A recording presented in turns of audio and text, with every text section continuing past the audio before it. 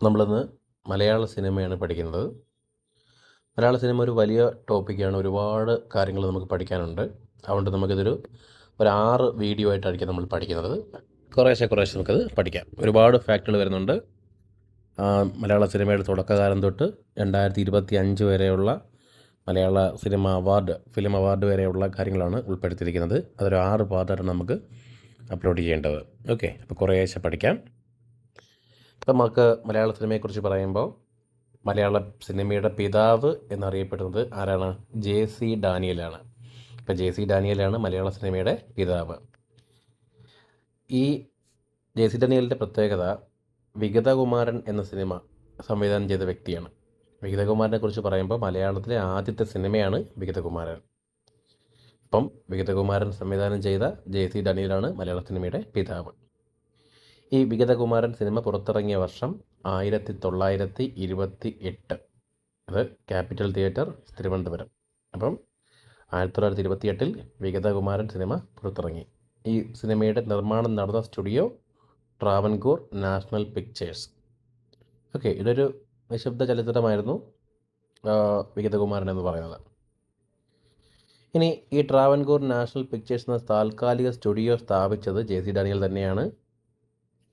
ഇനി രണ്ടാമത്തെ ചിത്രത്തിലേക്ക് വരുമ്പോൾ, രണ്ടാം ചിത്രം മാർത്താണ്ഡവർമ്മ 1933. 5 വർഷത്തിന് ശേഷം മാർത്താണ്ഡവർമ്മ 1933. ഈ മാർത്താണ്ഡവർമ്മ തന്നെയാണ് ആദ്യത്തെ ചരിത്ര സിനിമയായിട്ടും കണക്കാക്കപ്പെടുന്നത്. മലയാളത്തിലെ ആദ്യത്തെ ചരിത്ര സിനിമ മാർത്താണ്ഡവർമ്മ. ചരിത്ര നോവലിനെ ആസ്പദമാക്കിയ ആദ്യ മലയാള സിനിമ ചോദിച്ചാലും ഇതേ മാർത്താണ്ഡവർമ്മ തന്നെയാണ്. അപ്പം ചരിത്ര സിനിമയും അതുപോലെ ചരിത്ര നോവലിനെ ആസ്പദമാക്കി പുറത്തിറങ്ങിയ സിനിമയും ഏത് തന്നെയാണ്? മാർത്താണ്ഡവർമ്മയാണ്. ഇത് സംവിധാനം ചെയ്തത് PV റാവു. PV റാവു ആണ് മാർത്താണ്ഡവർമ്മ എന്ന സിനിമ സംവിധാനം ചെയ്തത്. ഇതിൻ്റെ നിർമ്മാതാവ് സുന്ദർരാജ്. അപ്പം മാർത്താണ്ഡവർമ്മ സിനിമയുടെ സംവിധാനം PV റാവും, നിർമ്മാതാവ് സുന്ദർരാജ്. ഇനി ശരിക്കും ഈ മാർത്താണ്ഡവർമ്മ എന്ന നോവൽ എഴുതിയത് CV രാമൻപിള്ളയാണ്. അപ്പോൾ CV രാമൻപിള്ളയാണ് മാർത്താണ്ഡവർമ്മ എന്ന നോവൽ എഴുതിയത്. കോടതി വിധിയിലൂടെ പ്രദർശനം നിർത്തിവെച്ച ആദ്യത്തെ മലയാള ചിത്രം ഏതെന്ന് വെച്ചാലും അതും മാർത്താണ്ഡവർമ്മയാണ്. കോടതി വിധിയിലൂടെ പ്രദർശനം നിർത്തിവെച്ചതും മാർത്താണ്ഡവർമ്മയാണ്. ഇനി നമുക്ക് അതിന് ശേഷം പറഞ്ഞു കഴിഞ്ഞാൽ ശബ്ദ ചലച്ചിത്രീകരണം.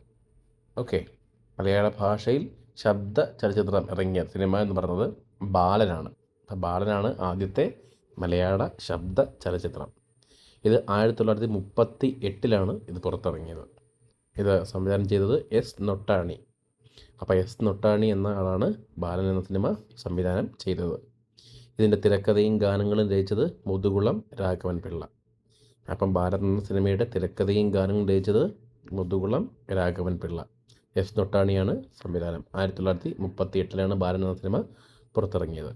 ഇനി രണ്ടാമത്തെ ശബ്ദ ചലച്ചിത്രം എന്ന് പറയുന്നത് ജ്ഞാനാംബിക. 1940 പുറത്തിറങ്ങിയ ജ്ഞാനാംബികയാണ് മലയാളത്തിലെ രണ്ടാമത്തെ ശബ്ദ ചലച്ചിത്രം. ആദ്യത്തെ ബോക്സ് ഓഫീസ് ഹിറ്റ് സിനിമ ഏതെന്ന് വെച്ചാൽ 1951 ജീവിത നൗക. ഇപ്പം മലയാളത്തിലെ ആദ്യത്തെ ബോക്സ് ഓഫീസ് ഹിറ്റ് സിനിമ ഏതാണ്?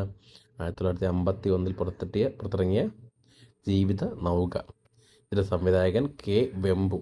അപ്പോൾ K വെമ്പുവാണ് ജീവിത നൗകയുടെ സംവിധാനം. ഓസ്കാർ അവാർഡിന് നാമനിർദ്ദേശം ചെയ്യപ്പെട്ട ആദ്യ മലയാള സിനിമ ഗുരു.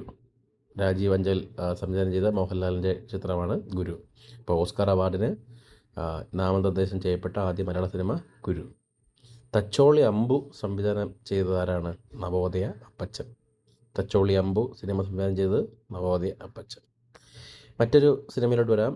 ഈ നവോദയയുടെ തന്നെ പടയോട്ടം സിനിമയ്ക്ക് ആധാരമായ ഫ്രഞ്ച് നോവൽ. ഓക്കെ, പടയോട്ടത്തെക്കുറിച്ച് നമുക്ക് കുറച്ച് കാര്യം പഠിക്കാനുണ്ട്. ഓക്കെ, അപ്പം the Count of Monte Cristo എന്ന ഫ്രഞ്ച് നോവലിൽ നിന്നാണ് പടയോട്ടം എന്ന സിനിമ എടുത്തിരിക്കുന്നത്. ശരിക്കും the Count of Monte Cristo എഴുതിയത് അലക്സാണ്ടർ ഡ്യൂമസ് ആണ്. അപ്പോൾ അലക്സാണ്ടർ ഡ്യൂമസ് ആണ് the Count of Monte Cristo എന്ന നോവൽ എഴുതിയത്. അതിനെ ആധാരമാക്കിയാണ് പടയോട്ടം സിനിമ എടുത്തിരിക്കുന്നത്. മറ്റൊരു പ്രധാനപ്പെട്ട ചിത്രം മൈ ഡിയർ കുട്ടിച്ചാത്തൻ. ഈ മൈ ഡിയർ കുട്ടിച്ചാത്തൻ എന്ന സിനിമ സംവിധാനം ചെയ്തത് ജിജോ. നവോദയയുടെ ജിജോ ആണ് മൈ ഡിയർ കുട്ടിച്ചാത്തൻ എന്ന സിനിമ സംവിധാനം ചെയ്തത്. അതിൻ്റെ പ്രത്യേകത എന്താണ്? ഇന്ത്യയിലെ തന്നെ ആദ്യത്തെ 3D ചലച്ചിത്രമാണ് my dear Kuttichathan. British film ഇൻസ്റ്റിറ്റ്യൂട്ടിൻ്റെ അവാർഡ് നേടിയ മലയാള ചിത്രം.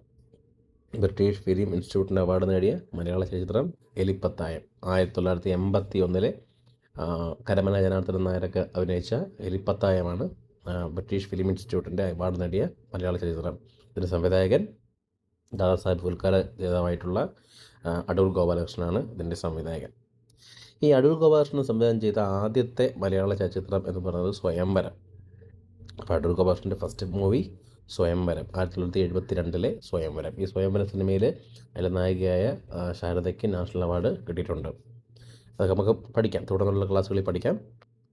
ഇനി ദേശീയ അവാർഡ് നേടിയ ആദ്യത്തെ മലയാള സിനിമാ സംവിധായകനും അടൂർ ഗോപാലകൃഷ്ണനാണ്. ഫ്രാൻസിൻ്റെ ലീജിയൻ ഓഫ് ഓണർ എന്ന പുരസ്കാരം ലഭിച്ച മലയാള സംവിധായകനും അടൂർ ഗോപാലകൃഷ്ണനാണ്. അപ്പം അടൂർ ഗോപാലകൃഷ്ണനെ കുറിച്ച് ഇപ്പോൾ ഒരുപാട് കാര്യങ്ങളായി. ബ്രിട്ടീഷ് ഫിലിം ഇൻസ്റ്റിറ്റ്യൂട്ടിൻ്റെ അവാർഡ് നേടിയ മലയാള ചലച്ചിത്രം എലിപ്പത്തായം 1981 സംവിധാനം ചെയ്ത ആളാണ്. അദ്ദേഹത്തിൻ്റെ ആദ്യ ചലച്ചിത്രം സ്വയംവരം, അത് അവാർഡ് നേടിയ പടമാണ്. അതുപോലെ ആദ്യമായിട്ട് ഒരു മലയാള സിനിമാ സംവിധായകന് നാഷണൽ അവാർഡ് കിട്ടുന്നതും അടൂർ ഗോപാലകൃഷ്ണനാണ്. ഫ്രാൻസിൻ്റെ ലീജിയൻ ഓഫ് ഓണർ എന്ന പുരസ്കാരം നേടിയതും അദ്ദേഹമാണ് 1984. ഇനി ഏറ്റവും കൂടുതൽ അവാർഡ് നേടിയ, ദേശീയ അവാർഡ് നേടിയ മലയാള ചലച്ചിത്രം, ഏറ്റവും കൂടുതൽ അവാർഡുകൾ നേടിയ മലയാള ചലച്ചിത്രം ഏതാണ്? പിറവി. അപ്പോൾ പിറവി ആണ് ഏറ്റവും കൂടുതൽ മലയാള അവാർഡ് നേടിയ മലയാള ചലച്ചിത്രം. അത് ഷാജി എൻ കരുണിൻ്റെ സിനിമയാണ് പിറവി. ഈ പിറവി എന്ന സിനിമയിലെ അഭിനയത്തിന് അദ്ദേഹത്തിൻ്റെ നായകനായ പ്രേംജിക്ക് നാഷണൽ അവാർഡ് പുരസ്കാരത്തിനുള്ള ദേശീയ പുരസ്കാരവും ലഭിച്ചിട്ടുണ്ട്.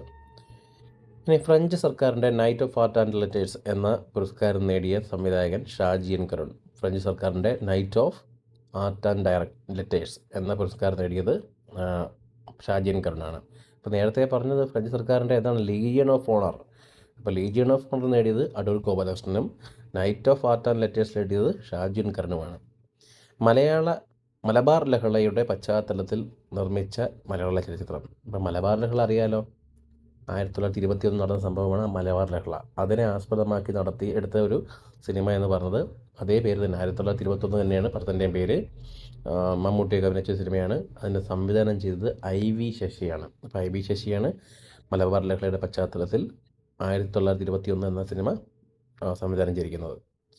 ദേശീയോദ്ഗ്രഥനത്തിലുള്ള നർഗീസ് ദത്ത് അവാർഡ് നേടിയ മലയാള ചലച്ചിത്രം. അപ്പം ദേശീയോദ്ഗ്രഥനത്തിലുള്ള നർഗീസ് ദത്ത് അവാർഡ് നേടിയ മലയാള ചലച്ചിത്രം ജന്മഭൂമിയാണ്. 2 പ്രീവിയസ് ക്വസ്റ്റ്യനോടെ പഠിക്കാം. കാട്ടുകുതിര എന്ന സിനിമയുടെ തിരക്കഥാകൃത്ത് ആരാണ്? കാട്ടുകുതിര സിനിമയുടെ തിരക്കഥാകൃത്ത് SL പുരം സദാനന്ദൻ. കാട്ടുകുതിര അത് നാടകമായിരുന്നു.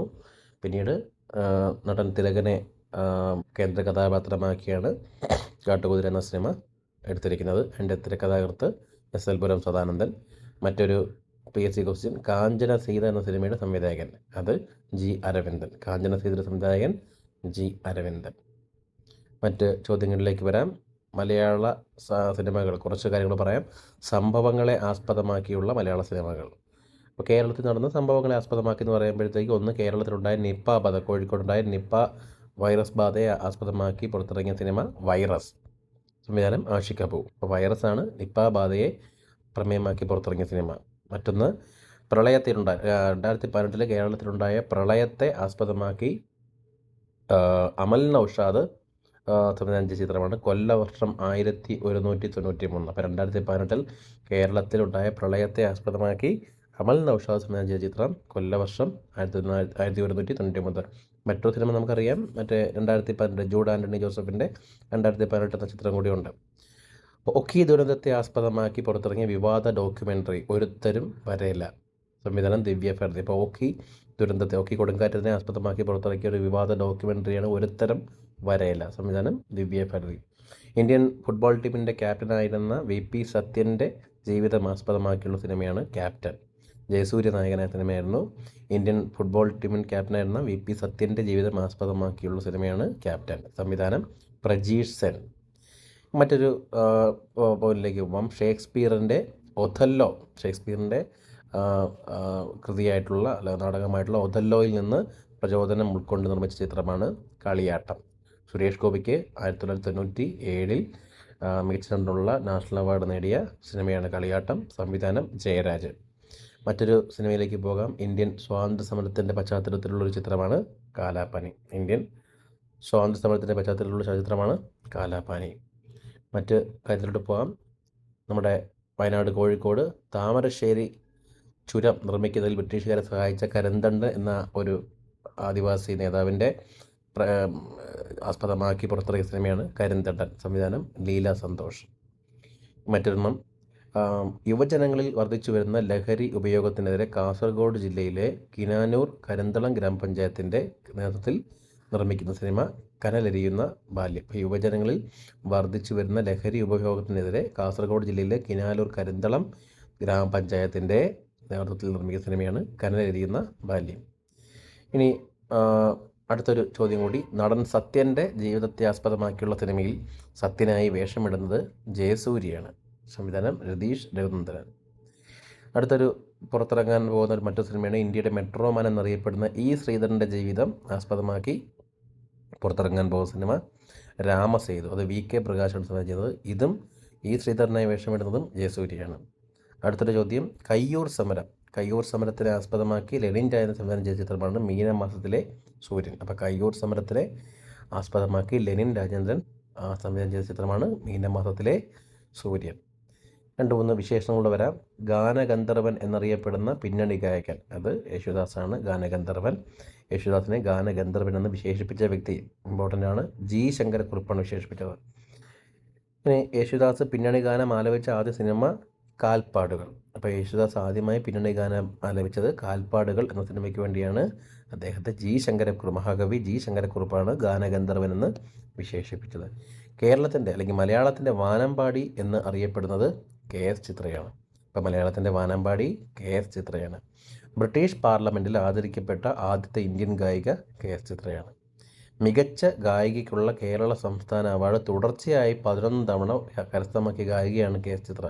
അപ്പം മികച്ച ഗായികയ്ക്കുള്ള കേരള സംസ്ഥാന അവാർഡ് തുടർച്ചയായി 11 പ്രാവശ്യമാണ് KS ചിത്ര കരസ്ഥമാക്കിയത്. ബ്രിട്ടീഷ് പാർലമെൻറ്റിൽ ആദരിക്കപ്പെട്ട ആദ്യത്തെ ഇന്ത്യൻ ഗായികയും ആരാണ്? KS ചിത്രയാണ്.